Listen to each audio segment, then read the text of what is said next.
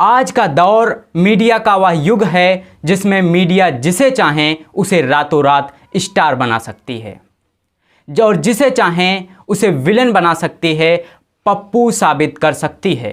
खैर, इन दिनों मीडिया की सुपरस्टार हैं सीमा हैदर।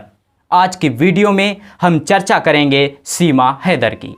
सीमा हैदर 4 बच्चों की मां, एक मुस्लिम महिला जो पाकिस्तान से नेपाल के रास्ते भारत में प्रवेश करती हैं अपने से कई साल छोटे पबजी वाले प्रेमी से मिलने। जबकि जितना मुझे जानकारी है उस हिसाब से 2020 में पबजी भारत में बैन हो गया था। मीडिया और एक विशेष वर्ग उसको हीरोइन बना देता है, वीर जारा की कहानी बना देता है। सब एक ही भेड़ चाल में चल रहे हैं। पत्रकार दिन भर माइक लेकर के उसका इंटरव्यू ले रहे हैं। पुलिस, खुफिया एजेंसी, रॉ, सीबीआई, सीमा सुरक्षा वाले बड़े बड़े अधिकारी, देश प्रेमी लीडर कहाँ हैं? सीमा अवैध तरीके से भारत में प्रवेश करी है। उसको खदेड़ कर बाहर करने का प्रयास करने के बजाय लोग उसको नागरिकता दिलाने में जुटे हुए हैं। सीमा हैदर खुद को 5वीं पास बताती है। जरा सोचो, 4 बच्चों की माँ को इतना टाइम कहाँ से मिला? उसको उसके दिमाग में ये सब कैसे आया कि वो 4 बच्चों को लेकर के इतनी सरहदें पार करके हिंदुस्तान तक आ पहुंची? इतने देशों की सुरक्षा व्यवस्था को चकमा दे दिया एक साधारण सी महिला ने। सीमा हैदर और सचिन के मुताबिक वह 13 मई को भारत में प्रवेश करते हैं और जब तक वो अपने वकील को नहीं बताते, कोर्ट मैरिज कराने के लिए वकील के पास नहीं जाते, तब तक किसी को खानो कान खबर नहीं होती है और तब तक वो ग्रेटर नोएडा के ही एक गांव में रहते हैं। किसी भी सुरक्षा एजेंसी को कानो कान भनक तक नहीं होती। बताया जा रहा है कि पबजी की शौकीन सीमा हैदर के पास 5 मोबाइल फ़ोन और कई सिम कार्ड भी मिले हैं। जरा सोचो, 4 बच्चों की माँ ये सब कैसे कर लेती होगी? और वो भी ज़्यादा पढ़ी लिखी नहीं, सिर्फ कक्षा 5 तक पढ़ी है। और पाकिस्तान का एजुकेशन सिस्टम किसी से कुछ छुपा नहीं है। जाकर के वहाँ के लोकल टीवी चैनल और जो ग्राउंड रिपोर्टिंग कर रहे हैं, जो बच्चों का इंटरव्यू ले रहे हैं, उनसे जाकर के पूछो और उसने पाकिस्तान ने दुनिया में कितना कंट्रीब्यूट किया है वो देखो, तब पता लग जाएगा कि वहाँ का एजुकेशन सिस्टम कैसा है। आखिर किस अमीर खानदान और बिजनेसमैन से संबंधित थी सीमा कि उसके गायब होने के बाद किसी को कोई नहीं हुआ, ना तो किसी ने कोई एफआईआर दर्ज करवाई या कुछ भी ऐसा नहीं हुआ। जबकि सीमा उससे पहले भी 10 मार्च को नेपाल आ चुकी थी, बच्चों को वहीं पे छोड़ करके। और जबकि उसका पति भी घर पे नहीं है, वो दुबई में है, सऊदी अरब में है। कुछ दिमाग लगाओ। और भी शक की सुई तब जाती है जब फर्राटेदार इंग्लिश बोलना और धारा प्रवाह हिंदी बोलना और अपनी भाषा में उर्दू के लफ्ज़ों का बहुत कम प्रयोग होना और कभी कभी ना भी होना, ये बात शक के दायरे में खड़ा करती है सीमा को। और जबकि वो पहले ही बता चुकी है कि वो सिर्फ 5वीं तक पढ़ी लिखी है और जबकि वो मोबाइल फ़ोन अच्छे से चला लेती है, कंप्यूटर अच्छे से चला लेती है, इंग्लिश भी बोल लेती है। कैसे? सीमा ने एक इंटरव्यू में नमाज के कलमे तक को नहीं पढ़ पाई और वो कहती है कि ना ही वो ज़्यादा नमाज पढ़ती है, ये उसका कहना है। आते ही एकदम ठेठ हिंदुस्तानी नारी जैसे साड़ी, नमस्ते बोलना, कैमरे के सामने एकदम बिंदास आवाज़, मंगलसूत्र पहनना, तुलसी को जल चढ़ाना।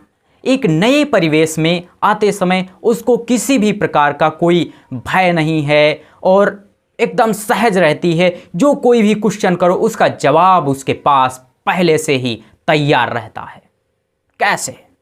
जिस देश में भारत और हिंदू धर्म के खिलाफ इतनी नफरत बोई जाती है, वहाँ से आकर वो राधे राधे नाम जपना, मंगलसूत्र पहनना, तुलसी को जल चढ़ाना, सिंदूर लगाना, ये सब गले नहीं उतर रहा। ये बिल्कुल बनावटी लग रहा है। और बार बार भारत की नागरिकता की मांग करना, जैसे भारत की नागरिकता नहीं रेवड़ी पर कोई मूंगफली मांग रही हो।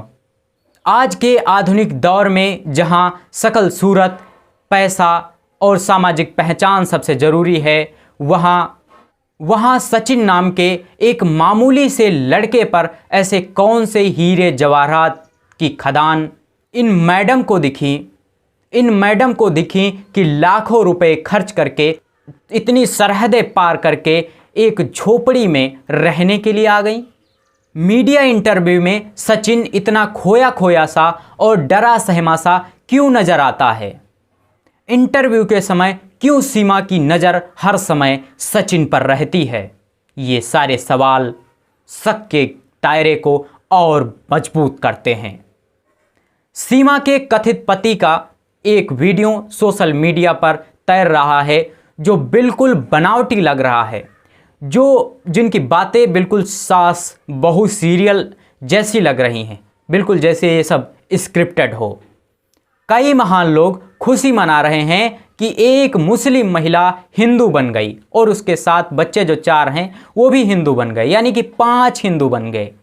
लोगों की मूर्खता देखिए कि लोग सोशल मीडिया पे ट्रेंड चला रहे हैं कि सीमा हैदर को नागरिकता मिलनी चाहिए। मेरा सवाल है सीमा हैदर का स्वागत करने वालों से, क्या आपने मानव बम के बारे में सुना है? आज के समय में 2 साल के बच्चे को भी जासूसी करने के लिए उपयोग किया जा सकता है। कभी यह ख्याल आया आपके दिमाग में? यदि सीमा सचमुच प्यार में पाकिस्तान छोड़कर भारत आई है तो उसकी अपनी स्वतंत्रता है, लेकिन नियम होते हैं। आप सिर्फ एक सीमा को देख रहे हैं, मैं 5 जासूसों को देख रहा हूं, 5 खतरों को देख रहा हूं। अगर वो किसी अन्य उद्देश्य से आई हो भारत तो तब क्या होगा?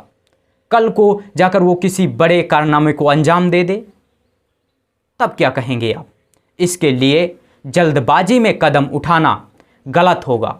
इसके लिए अच्छे से जांच पड़ताल की जाए जो चल रही है, और हमें पूरा यकीन है कि हमारी जांच एजेंसियां जरूर इस बात को ढूंढ निकालेंगी कि सीमा का भारत में इस तरह से आना और इतनी सी अबूझ पहेलियों के साथ और इतने सारे सवालों का वो जवाब कैसे दे सकती है, उसके सवाल पूछने से पहले जवाब कैसे तैयार रहते हैं, और उसके पास 5 पासपोर्ट कहाँ से आए, इतनी कम पढ़ी लिखी महिला के पास इतनी जानकारी कैसे मिली, इतनी सरहदों को पार करके वो भारत तक आ पहुंची।